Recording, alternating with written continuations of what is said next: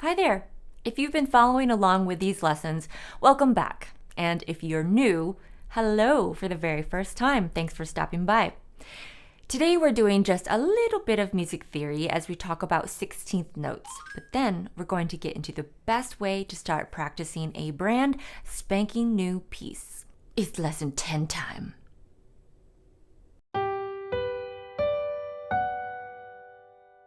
So far in this piano course, we've talked about note values from the whole note to the eighth note and their rest equivalents. Now, let's learn about 16th notes. If you have 1/16th note, that gets a quarter of a beat. So, 4 16th notes together equal 1 beat. When we use 16th notes, we have to subdivide the beat into 4 equal parts. There are different ways to count and subdivide 16th notes, but my preferred way is to use 1 E and A. It just kind of rolls off your tongue pretty easily, so if you have to count quickly, you don't get tongue twisted. 1 E and a 2 E and a 3 E and a 4 E and a 1 E and a 2 E and a 3 E and a 4 E and a 1 E and a 2 E and a 3 E and a 4 E and a 1 E and a 2 E and a 3 E and a 4 E and a. Alternatively, sometimes it helps to put words to note values. For example, for 16th notes, since we subdivide into 4, we'd need a word that has 4 syllables. So you could use huckleberry, or pizza party, or Bored Ape Yacht Club. Let's try counting this rhythm a couple of different ways, starting with 1 E and A. Now remember, whenever subdividing is required, we want to subdivide from the very beginning of the piece, not just when we get to the faster notes. So for this rhythm, we count 1 E and a 2 E and a 3 E and a 4 E and a. And again, 1 E and a 2 E and a 3 E and a 4 E and a. So let's try it with a word now. Huckleberry. Huckleberry, huckleberry, huckleberry, huckleberry. And one more time, a little slower. Huckleberry, huckleberry, huckleberry, huckleberry. Good. Notice that eighth notes have 1 beam going across and 16th notes have 2.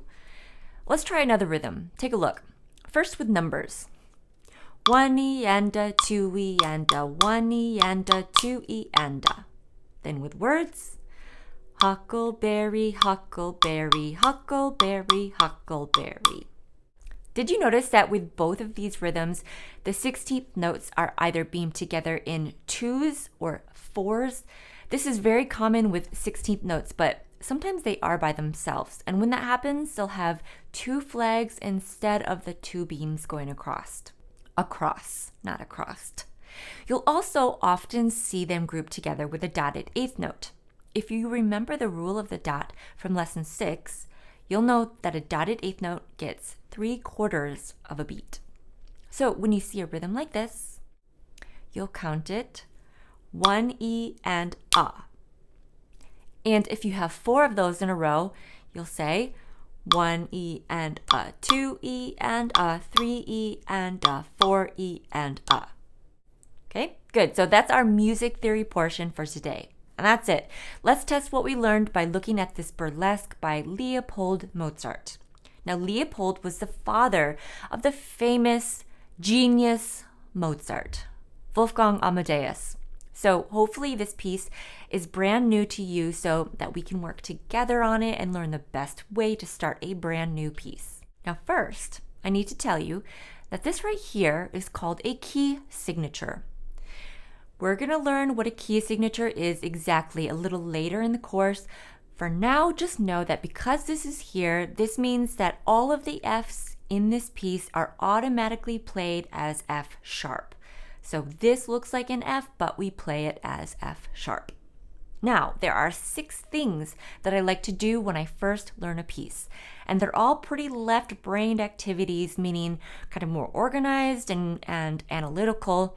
The right brain or creative activities used for a new piece probably are more on the lines of listening to the piece, if you can find a recording, or some other kind of eurythmic activities away from the piano. But we're not going to focus on that part today. We're just going to stick with this left brain stuff. So the first thing I like to do with a new piece is sight read through the entire thing. It really doesn't matter how many notes you miss, if you miss rhythms, whether it's up to tempo or not. Just get a feel for it, play it through, and when I do that, it gets me excited to learn it. So for this one, I can't truly sight read a piece because sight reading is when you're looking at something for the very first time. I've played it before, I've played it many times. So I'm just going to play it for you and you can listen to how it sounds.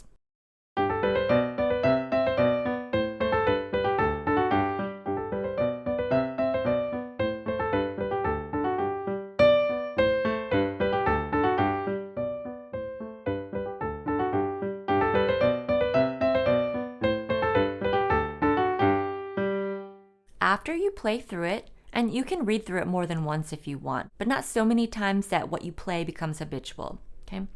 Then I like to split it into very small sections. So for this, I'd probably make 5 different sections, just here, here, here, here, and here. Then the third thing to do is to write in the fingering section by section. You can write every single fingering in your score if that helps you, or you could just write in finger numbers for every time you have to move your hand position. So let's look at our right hand first. We start with finger 1 on G, and we're not even going to worry about the rhythm yet. We're just going to analyze these groups of notes.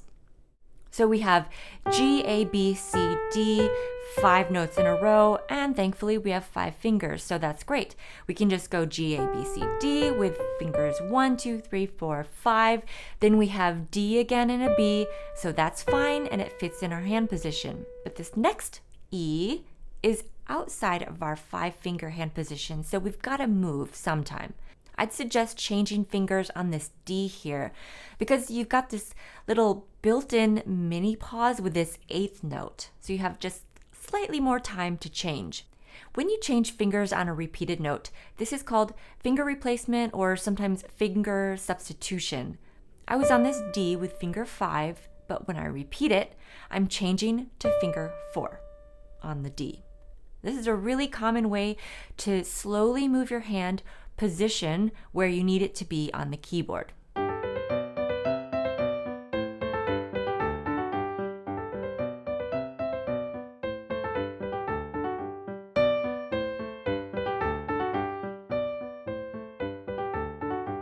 Okay, so that's the right hand fingering for the first section.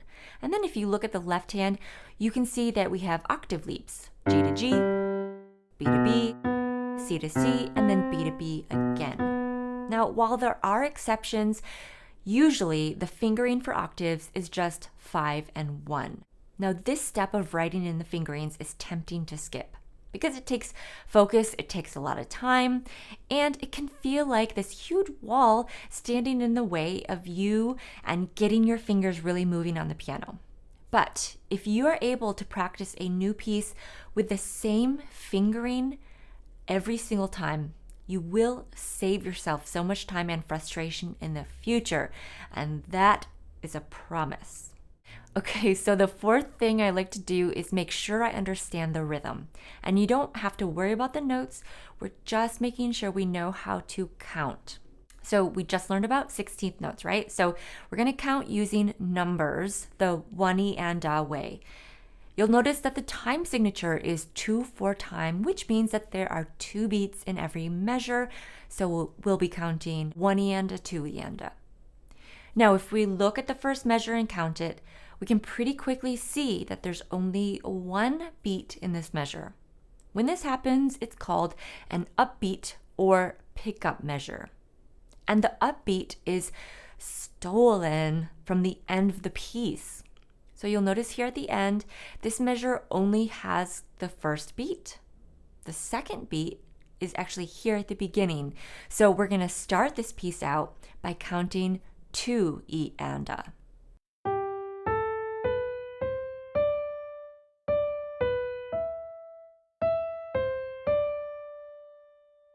Then for the left hand, they're just all 8th notes, and we can see where they line up vertically with the right hand. So these first notes are played together, then the G and B are played together, and the B and D, and so on. The fifth thing to do is to play hands together slowly. If you want, you can do a step before this and play hands separately, but I really want to challenge you to put your hands together right away. When I ask new pianists what the most difficult or most frustrating thing about playing the piano for them is, I usually hear something along the lines of, playing both hands together is impossible, or I just don't have the coordination, blah, blah, blah, it's so hard. And I'm going to tell you that to get better at playing hands together, you got to play hands together. So there can be reasons to separate for technical reasons or for, little practice bits. But if you really want to get better at hands together, do it hands together. You just got to go slowly. Practice thinking and knowing about what's coming up. So I want you to try something. I want you to press the first keys down from this piece. Then, before you even go on, before you move your fingers, I want you to know up here what the next step is. What's happening next? Don't worry about the rhythm or playing in time. It's fine. Just think ahead to what's next. Once you know, then do it. And then think ahead to the next thing. What's the next step? Think, then do it. This is practicing with intention. So practice very slowly, hands together, just one section at a time, or even better, divide your section into mini sections and practice it that way. Then the last thing I like to do is just note any tricky parts. I might circle these right hand finger replacements on the repeated notes or some of these left hand leaps. That way, the next time I come to practice, I remember the exact things that I want to focus on, and that is very efficient. When you've gone through these 6 steps in the first section, move on to section 2 if you have time. If you don't have time that day, don't worry about it. Just make a mark of where you left off so that when you sit down again the next day or the next time you practice, you know right where to start. For a new piece, it's the quality of practice, not the quantity that matters. Also, always review what you've learned the very next day. So on day 1, if you do these 6 steps for section 1, then on day 2, you're going to start by reviewing section 1 slowly, hands together with intention, then move on to do the 6 steps with section 2. Okay, that's going to do it for us today. I've left the score to this piece in the description below. You can download for free just in case you want to learn it, and I encourage you to do that. If you do give it a try, head on over to Facebook and join our free private group, Piano Roadmap Community, and let us know how it's going. Subscribe, like, and come back next week for lesson 11. I'll see you then.